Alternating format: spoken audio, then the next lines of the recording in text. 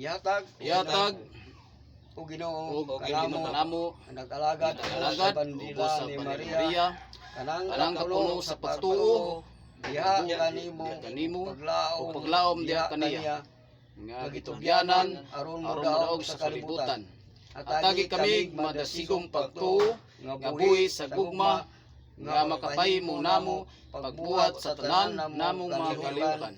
Gikan sa tim-os nga gugma kanimo og sa kanunay pagtan-aw kanimo o pag-alagad kanimo diha sa among isig katawo.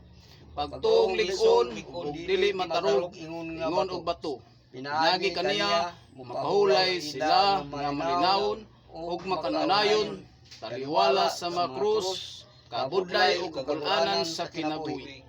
Pagtuong isog nga mo'y mudasig namo pagpangako ug pagpalampos sa walay kun-ukon sa madagkong butang alang sa Dios ug alang sa kalawasan sa makalag.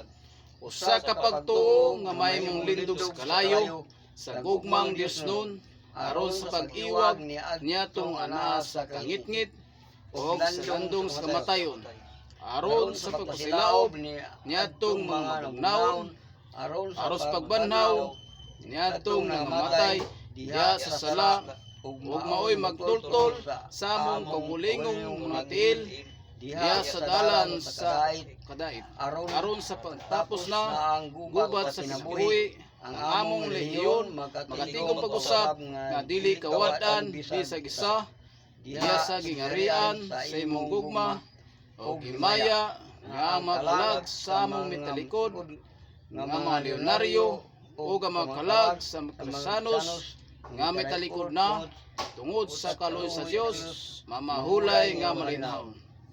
Himaya samahan sa Anak ug sa Espiritu Santo.